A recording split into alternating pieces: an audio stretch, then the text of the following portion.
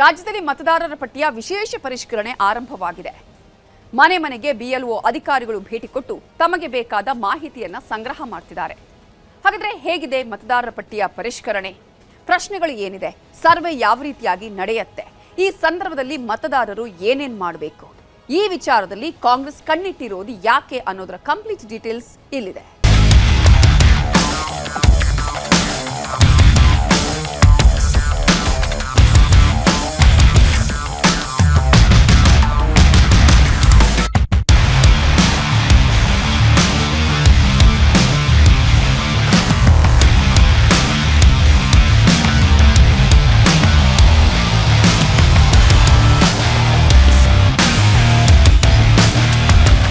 ಯಾವುದೇ ಒಂದು ಅರ್ಹ ಮತದಾರರು ಮತದಾರರ ಪಟ್ಟಿಯಿಂದ ಬಿಟ್ಟು ಹೋಗಬಾರ್ದು ಎಂಬುದೇ ರಾಜ್ಯ ಸರ್ಕಾರ ಎಲ್ಲೋ ಒಂದು ಕಡೆ ಈ SIRಗೆ ಅಡೆತಡೆ ಮಾಡುವಂಥದ್ದಕ್ಕೆ ಪ್ರಾರಂಭದಲ್ಲೇ ಖ್ಯಾತೆಯನ್ನು ಶುರು ಮಾಡಿದ್ದಾರೆ. ನಿಮ್ಮ ಉದ್ದೇಶ ಏನು?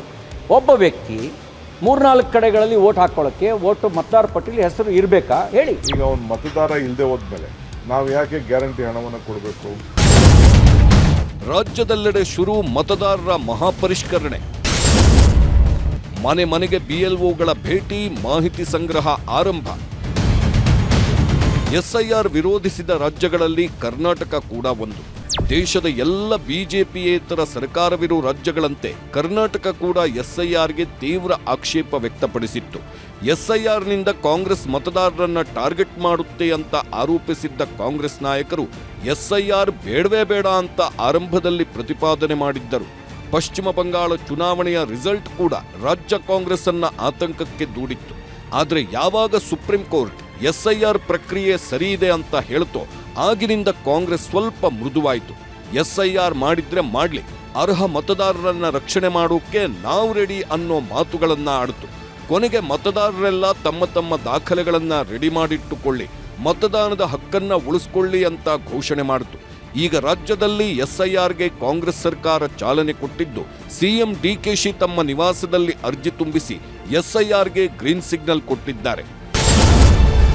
SIR ಫಾರ್ಮ್ ಭರ್ತಿ ಮಾಡಿದ ಸಿಎಂ DKಶಿ ರಾಜ್ಯಾದ್ಯಂತ ಮತದಾರರ ಪಟ್ಟಿಯ ವಿಶೇಷ ಸಮಗ್ರ ಪರಿಷ್ಕರಣೆ ನಡೆಯುತ್ತಿದೆ. ಇದರ ಭಾಗವಾಗಿಯೇ ಸಿಎಂ DK ಶಿವಕುಮಾರ್ ನಿವಾಸಕ್ಕೆ BLO ಅಧಿಕಾರಿಗಳು ಭೇಟಿ ನೀಡಿದ್ದು, SIR ಬಗ್ಗೆ ಸಿಎಂ DKಶಿಗೆ ಮಾಹಿತಿ ನೀಡಿ ಅರ್ಜಿ ತುಂಬಿಸಿಕೊಂಡ್ರು. ಆನ್ಲೈನ್ ಮೂಲಕ ಸಿಎಂ DKಶಿ SIR ಫಾರ್ಮ್ ಭರ್ತಿ ಮಾಡಿದ್ರು. ಅರ್ಜಿ ಭರ್ತಿ ವೇಳೆ BLOಗಳ ಮಾಹಿತಿ ಪಡೆದು ಅರ್ಜಿ ಭರ್ತಿ ಮಾಡಿದ್ರು. ಇನ್ನು ಇದೇ ವೇಳೆ ಸಿಎಂ DKಶಿ ಪತ್ನಿ ಉಷಾ ಸಹ SIR ಅರ್ಜಿ ಸಲ್ಲಿಸಿದ್ರು. ಮತದಾನದ ಹಕ್ಕನ್ನು ಉಳಿಸಿಕೊಳ್ಳಿ ಎಂದ ಸಿಎಂ SIR ಅರ್ಜಿ ತುಂಬಿದ ನಂತರ ಮಾತನಾಡಿದ ಸಿಎಂ DKಶಿ, ಮತದಾರರ ಪಟ್ಟಿಯ ತೀವ್ರ ಪರಿಷ್ಕರಣೆ ಆಗ್ತಿದೆ. ಮಾಹಿತಿ ಕೊಡುವಾಗ ಎಚ್ಚರವಿರಬೇಕು. ಆನ್ಲೈನ್ ಮೂಲಕ ಮಾಡುವುದಾದ್ರೆ ಈ ಹಿಂದೆ ಕೊಟ್ಟ ಮೊಬೈಲ್ ಸಂಖ್ಯೆಗೆ OTP ಬರುತ್ತೆ. ಈಗ ಬೇಕಿದ್ರೂ ಹೊಸದಾಗಿ ನಂಬರ್ ಸೇರಿಸಲು ಅವಕಾಶ ಇದೆ. ಎಲ್ಲರೂ ಅರ್ಜಿಯನ್ನು ತುಂಬಿ ಮತದಾನದ ಹಕ್ಕನ್ನ ಉಳಿಸಿಕೊಳ್ಳಬೇಕು ಅಂತ ಹೇಳಿದ್ರು ಸಿಎಂ DKಶಿ. ಮತದಾರರ ಪರೀಕ್ಷಣೆ ಇವತ್ತಿಂದ ಪ್ರಾರಂಭ ಆಗಿದೆ.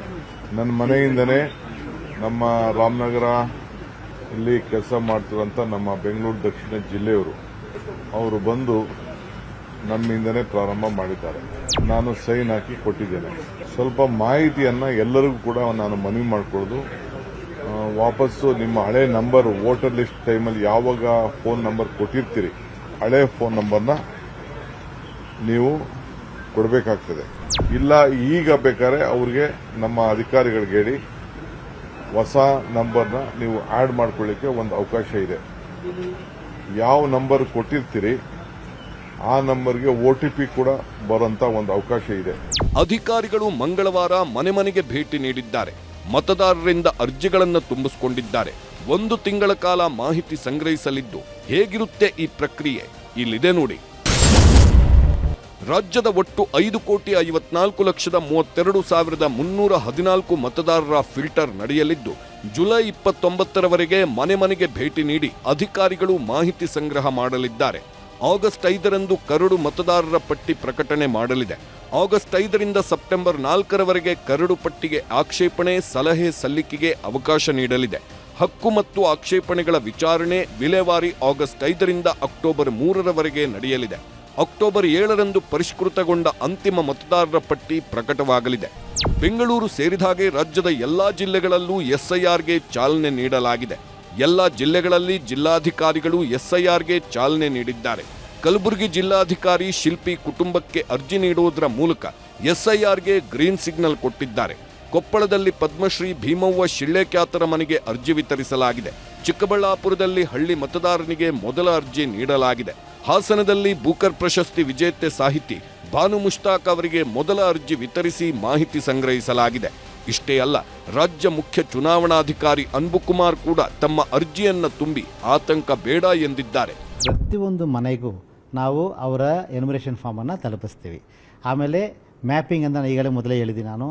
5,54,00,000 ಮತದಾರರಲ್ಲಿ ಈಗಾಗಲೇ 5,08,00,000ಕ್ಕೆ ಮೇಲ್ಪಟ್ಟ ಮತದಾರರು ಮ್ಯಾಪಿಂಗ್ನು ಮಾಡಿದ್ವಿ. ಇಟ್ಸ್ 91.67% ಮ್ಯಾಪಿಂಗ್ ಈಗಾಗಲೇ ಕರ್ನಾಟಕದ ಮ್ಯಾಪಿಂಗ್ ಆಗಿದೆ.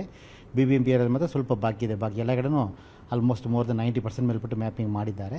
ಸೊ ಅಕಸ್ಮಾತ್ ಈ ಮ್ಯಾಪಿಂಗ್ ಇನ್ನೂ ಜುಲೈ 29 ತನಕ ಮ್ಯಾಪಿಂಗ್ ಪ್ಯಾರಲಲ್ಲಿ ನಡೀತಾನೆ ಇರ್ತದೆ. ಅದರಿಂದ ಮ್ಯಾಪಿಂಗ್ ಆಗಿದ್ದರೂ ಸರಿ ಆಗದೇ ಇದ್ದರೂ ಸರಿ ಮತದಾರರು ಯಾರ್ಯಾರ ಹೆಸರೆಲ್ಲ 16/6/2026 ಅಂದರೆ ಯಾವ ಡೇಟ್ಗೆ ನಾವು ಫ್ರೀಸ್ ಮಾಡಿದ್ವಿ ಎಲೆಕ್ಟ್ರಲ್ ರೋಲನ್ನು ಆವತ್ತಿನ ದಿನ ಯಾರ್ಯಾರ್ದು ಹೆಸರೆಲ್ಲ ಮತದಾರ ಪಟ್ಟಿಯಲ್ಲಿ ಇತ್ತು ಎಲ್ಲರಿಗೂ ಎನ್ಯುಮರೇಷನ್ ಫಾರ್ಮ್ ಮನೆಗೆ ಬರ್ತದೆ. ಅವ್ರ ಮ್ಯಾಪಿಂಗ್ ಆಗಿದ್ದನ್ನು ಸರಿ ಆಗದಿದ್ದನ್ನು ಸರಿ. ಮನೆ ಮನೆಗೆ ಭೇಟಿ ನೀಡುತ್ತಿರುವ BLOಗಳು ಫಾರಂ ನೀಡಿ ಜನರಿಗೆ ಮನವರಿಕೆ ಮಾಡುತ್ತಿದ್ದಾರೆ.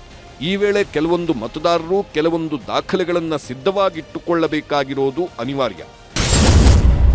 ಎಸ್ಐಆರ್ ಪ್ರಕ್ರಿಯೆ ವೇಳೆ ಮತದಾರರು ಕೇಂದ್ರ ಅಥವಾ ರಾಜ್ಯ ಸರ್ಕಾರಗಳ ಗುರುತಿನ ಚೀಟಿ, ಪಿಂಚಣಿ ಪಾವತಿ ಆದೇಶ ಪತ್ರ, ಜನನ ಪ್ರಮಾಣ ಪತ್ರ, ಪಾಸ್ಪೋರ್ಟ್, SSLC ಮಾರ್ಕ್ಸ್ ಕಾರ್ಡ್, ಖಾಯಂ ನಿವಾಸಿ ಪತ್ರ, ಅರಣ್ಯ ಹಕ್ಕುಗಳ ಪ್ರಮಾಣ ಪತ್ರ, ಜಾತಿ ಪ್ರಮಾಣ ಪತ್ರ, ಭೂಮಿ ಅಥವಾ ಮನೆ ಹಂಚಿಕೆ ಪತ್ರ ಇವುಗಳಲ್ಲಿ ಕೆಲವು ಪತ್ರಗಳನ್ನು ಮತದಾರರು ಇರಿಸಿಕೊಳ್ಳಬೇಕಾಗುತ್ತದೆ. ಚಾಮರಾಜಪೇಟೆಯಲ್ಲಿ ಎಸ್ಐಆರ್ ಪ್ರಕ್ರಿಯೆ ವೇಳೆ ಕಾಂಗ್ರೆಸ್ ಹಾಗೂ ಬಿಜೆಪಿ ಏಜೆಂಟ್ಗಳ ನಡುವೆ ಗಲಾಟೆ ನಡೆದಿದೆ. ಕಾಂಗ್ರೆಸ್ ಏಜೆಂಟ್ಗಳನ್ನ ನಿರ್ಲಕ್ಷ್ಯ ಮಾಡಿ ಬಿಜೆಪಿ ಏಜೆಂಟ್ಗಳ ಜೊತೆ ಆರಂಭದಲ್ಲಿ ಸಭೆ ಮಾಡಿದ್ದಾರೆ ಅಂತ ಕಾಂಗ್ರೆಸ್ ಏಜೆಂಟ್ಗಳು ಜಗಳ ಮಾಡಿದ್ದಾರೆ. ಸ್ಥಳಕ್ಕೆ 30 BLOಗಳು ಬರಬೇಕಾಗಿತ್ತು. ಆದರೆ 14 BLOಗಳು ಮಾತ್ರ ಬಂದಿದ್ದು ಇದಕ್ಕೆ ಕಾಂಗ್ರೆಸ್ ಏಜೆಂಟರು ಆಕ್ಷೇಪ ವ್ಯಕ್ತಪಡಿಸಿ ಗಲಾಟೆ ಮಾಡಿದ್ದಾರೆ. ಏನು ಕೇಂದ್ರ ಸರ್ಕಾರ 20 ವರ್ಷಕ್ಕೊಂದ್ಸರಿ ಮಾಡುವಂತ SIR, ನನಗನ್ಸುತ್ತೆ ರಾಜ್ಯ ಸರ್ಕಾರ ಎಲ್ಲೋ ಒಂದು ಕಡೆ ಈ SIRಗೆ ಸರಿಯಾದಂಥ ಅಧಿಕಾರಿಗಳನ್ನೇ ಆಗ್ತಾ ಇಲ್ಲ. ಎಲ್ಲೋ ಒಂದು ಕಡೆ ಈ SIRಗೆ ಅಡೆತಡೆ ಮಾಡುವಂಥದ್ದಕ್ಕೆ ಪ್ರಾರಂಭದಲ್ಲೇ ಖ್ಯಾತೆಯನ್ನು ಶುರು ಮಾಡಿದ್ದಾರೆ. ಇವ್ರಿಗೆ ಸತ್ತಿರೋರ ಹೆಸರು ತೆಗೆಯೋದಿಷ್ಟ ಇಲ್ಲ, ಬಾಂಗ್ಲಾದೇಶದವ್ರ ಹೆಸರುಗಳನ್ನ ತೆಗೆಯಕ್ಕೆ ಇಷ್ಟ ಇಲ್ಲ ಇವ್ರಿಗೆ. SIR ಪ್ರಕ್ರಿಯೆಗೆ ಎಷ್ಟು ಅಧಿಕಾರಿಗಳು ಬೇಕೋ ಅಷ್ಟು ಅಧಿಕಾರಿಗಳನ್ನ ನೇಮಿಸದೇ ಇರೋದು ಸರ್ಕಾರದ ಲೋಪ. ಆ ಲೋಪವನ್ನ ಸರ್ಕಾರ ಶೀಘ್ರದಲ್ಲೇ ಸರಿ ಮಾಡಿಕೊಳ್ಳಲಿದೆ. ಆದರೆ ಇದೇ ಸಮಯದಲ್ಲಿ ಮತದಾರರಿಗೂ ಕೆಲವೊಂದು ಜವಾಬ್ದಾರಿಗಳಿರಲಿವೆ. ಮತದಾನದ ಹಕ್ಕು ಉಳಿಯಬೇಕಾದ್ರೆ SIR ಕಡ್ಡಾಯವಾಗಿದೆ. SIR ವೇಳೆ ಹಳೆ ಫೋನ್ ನಂಬರ್ ಕೊಡಬೇಕಾಗುತ್ತೆ. ಹಳೆ ನಂಬರ್ ಇಲ್ಲವಾದಲ್ಲಿ ಹೊಸ ನಂಬರ್ ಬರೆಸಬೇಕು. ಹೊಸ ನಂಬರ್ಗೆ OTP ಬರುತ್ತೆ, ನಮೂದಿಸಬೇಕು. ಹೆಸರು, ಬೂತ್, ಫೋಟೋ ಬದಲಾವಣೆಗೆ ಅವಕಾಶವಿದೆ. ಕುಟುಂಬ ಸದಸ್ಯರ ಪೈಕಿ ಒಬ್ಬರು ಮಾಹಿತಿ ಕೊಡಬಹುದು. ಸರಿಯಾದ ಮಾಹಿತಿ ಕೊಡುವ ಜವಾಬ್ದಾರಿ ವ್ಯಕ್ತಿ ಆಗಿರಬೇಕು. ವಾರದೊಳಗೆ ಎಲ್ಲರಿಗೂ ಫಾರಂ ಸಿಗುತ್ತೆ. 29ರೊಳಗೆ ಎಲ್ಲರೂ ಅರ್ಜಿ ವಾಪಸ್ ಕೊಡಬೇಕು. ಮನೆ ಬಾಗಿಲಿಗೆ ಬಂದು ಅರ್ಜಿ ತುಂಬಿ ಕೊಡುವುದು ಒಳ್ಳೆಯದು. ಆಪ್ ಆನ್ಲೈನ್ ಕಷ್ಟವಾದ್ರೆ ಅಧಿಕಾರಿಗಳ ಬಳಿ ಸಲ್ಲಿಕೆ ಮಾಡುವುದು ಮತದಾರರ ಜವಾಬ್ದಾರಿ.